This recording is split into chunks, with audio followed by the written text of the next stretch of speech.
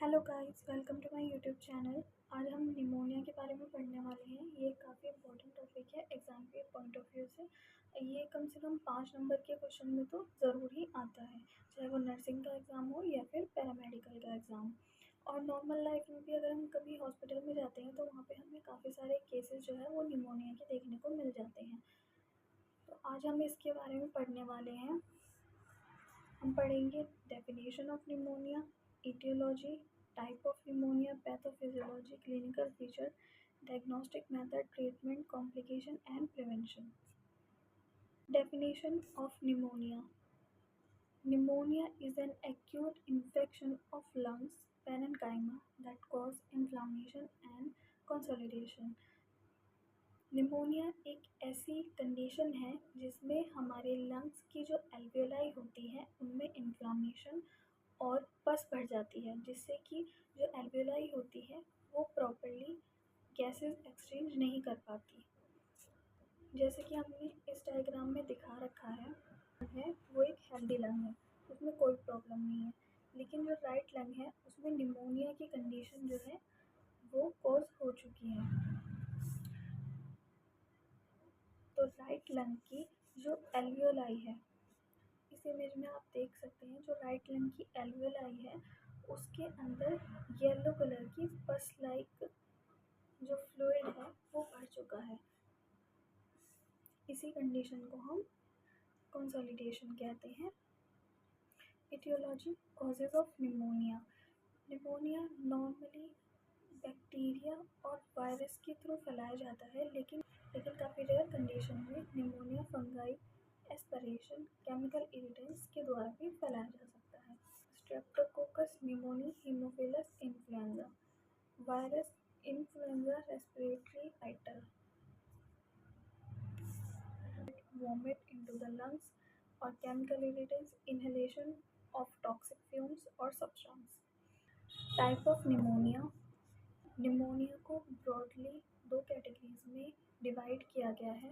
Number first है clinical classification. इसके अंदर आते हैं लेबर निमोनिया, ब्रोंकियल निमोनिया और इंटरस्टिशियल निमोनिया। लेबर निमोनिया जब हमारे लंग का पूरा एक लोब जो है निमोनिया से इन्फेक्ट हो जाए उसको हम कहते हैं लेबर निमोनिया। ब्रोंकियल निमोनिया यानी कि जब टर्मिनल ब्रोंक्यूल्स, हमारा एक जो है रेस्पिरेटरी ट्री होता है जिसमें ब्रोंक्यूल्स होते हैं, फिर उसके बाद वो आगे फर्दर डिवाइड होते जाते हैं। तो जब टर्मिनल ब्रोंक्यूल्स में निमोनिया का इन्फेक्शन कॉज हो जाता है उसको हम कहते हैं ब्रोंकियल निमोनिया। इसके अंदर है इंटरस्टिशियल निमोनिया। जब एल्वियोलाई की जो वॉल होती है, जब एल्वियोलाई की वॉल में निमोनिया का इन्फेक्शन होता है उसको हम कहते हैं इंटरस्टिशियल निमोनिया, क्योंकि एल्वियोलाई की वॉल को हम कहते हैं इंटरस्टिशियम। जैसा कि आप देख सकते हैं एल्वियोलाई हमारी कुछ इस तरह की होती है, इसके नीचे जो है कैपिलरी जाती है जहाँ से जो है गैसेस का एक्सचेंज होता है। एल्वियोलाई की जो वॉल है उसमें निमोनिया की पस भर जाती है, निमोनिया के इन्फेक्शन की वजह से इन्फ्लामेशन कॉज हो जाती है। तो एल्वियोलाई जो है गैसेस को प्रॉपरली एक्सचेंज नहीं कर पाती। इस कंडीशन को हम इंटरस्टिशियल निमोनिया कहते हैं।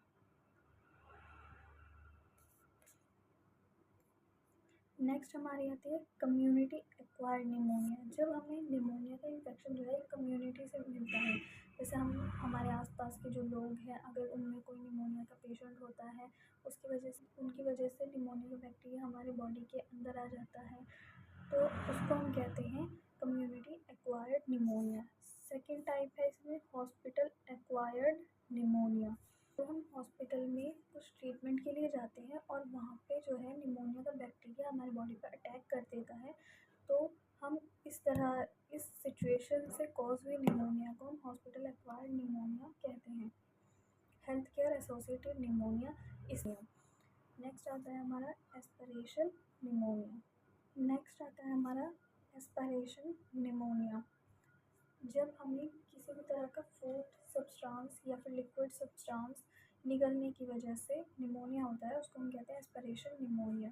जब कोई फूड सब्सटेंस या फिर लिक्विड सब्सटेंस पेशेंट की विंड पाइप में चला जाता है तो उससे कॉज हुए निमोनिया को हम एस्पिरेशन निमोनिया कहते हैं। रिस्क फैक्टर यानी कि किस कैटेगरी के जो पेशेंट हैं वो काफ़ी रिस्क पे होते हैं। नंबर फर्स्ट है एज। जिन पेशेंट की एज कम होती है जैसे कि लेस देन 2 इयर्स जो इन्फेंट होते हैं तो उनमें जो है वो काफ़ी इम्यूनो कॉम्प्रोमाइज़ होते हैं, मतलब उनकी इम्यूनिटी इतनी डेवलप नहीं हो पाती, तो वह छोटे से बैक्टीरियल इन्फेक्शन से भी काफ़ी इफ़ेक्ट हो जाते हैं। नेक्स्ट है एल्डर्स। जो लोग जिनकी इम्यूनिटी कम हो जाती है उनमें निमोनिया का जो इन्फेक्शन है वो कॉमनली देखा जाता है। क्रोनिक डिसीज़ जिन पेशेंट में COPD और डायबिटीज़ जैसी बीमारियां होती हैं तो वो भी एक काफ़ी हाई रिस्क पे होते हैं निमोनिया के इन्फेक्शन के। Smoking, weakened immune system, HIV, cancer, organ transplant. जिन पेशेंट का इम्यून सिस्टम काफ़ी वीक होता है ड्यू टू HIV, कैंसर और ऑर्गन ट्रांसप्लांट, तो उनमें भी काफ़ी नॉर्मली निमोनिया का इन्फेक्शन देखा जा सकता है। प्रोलॉन्ग हॉस्पिटल स्टे और वेंटिलेटर यूज़ यानी कि काफ़ी लंबे समय से कोई पेशेंट जो है हॉस्पिटल में स्टे कर रहा है या फिर वेंटिलेटर पे है तो उसे भी निमोनिया होने के चांसेस काफ़ी बढ़ जाते हैं। malnutrition, pathophysiology, pathogens enter the lungs through inhalation, aspiration और ब्लड स्ट्रीम। पैथोजेंस जब हमारी बॉडी के अंदर जाते हैं किसी भी तरह से इनहेलेशन से या एस्पिरेशन से या अदर किसी भी वे से वो हमारे बॉडी में चले जाते हैं, then they invade the alveoli and multiply leading to an inflammatory response. वो हमारे बॉडी में जाने के बाद हमारे ब्लड में जाके अपनी जो संख्या है उसको मल्टीप्लाई करते हैं और इन्फेक्शन कॉज करना स्टार्ट कर देते हैं। इम्यून सिस्टम, इस पे हमारा जो इम्यून सिस्टम है वो भी रिस्पॉन्स करता है और जो न्यूट्रोफिल्स और मैक्रोफेजेस हैं वो साइटोकाइनेज एंजाइम जो है रिलीज करना स्टार्ट कर देता है। Alveoli filled with fluid and पस रिड्यूसिंग गैस एक्सचेंजेस। एल्वियोलाई में पस और फ्लूइड जो है वो भर जाता है जिससे कि वो गैसेस एक्सचेंज नहीं कर पाती। Result in hypoxia, cough, fever, respiratory symptoms. इसके रिजल्ट में पेशेंट को निमोनिया कॉज हो जाता है, उसको फीवर, हाई फीवर आने लग जाता है, चिल्स आने लगती है और उसको रेस्पिरेटरी जो है सिम्टम्स भी मिलने लगते हैं, उसको सांस लेने में प्रॉब्लम होती है, कफ होती है काफ़ी ज़्यादा, कभी कभी ब्लडी कफ भी देखी जाती है। Clinical features, high fever and chills, productive cough, patient को काफ़ी खांसी होगी, उसकी खांसी में म्यूकस भी आ सकती है और कुछ कंडीशंस में ब्लड भी आ सकता है। Chest pain, difficulty in breathing, fatigue and weakness, rapid fit, shallow breathing. Patient जल्दी जल्दी सांस लेने लगता है और वो पूरी तरह से ऑक्सीजन नहीं ले पाता। Cyanosis etcetera. Diagnosis, medical history, doctor पहले पेशेंट की मेडिकल हिस्ट्री चेक करते हैं। फिजिकल एग्जामिनेशन में डॉक्टर पेशेंट की कंडीशन देखते हैं, फिजिकली एग्जामिन करते हैं कि पेशेंट की कंडीशन कितनी ज़्यादा क्रिटिकल है। चेस्ट एक्सरे, निमोनिया को डायग्नोज करने के लिए चेस्ट एक्सरे किया जाता है। CT scan, endoscopy, blood test, sputum culture, rapid urine test, pulse oximetry, arterial blood gas analysis.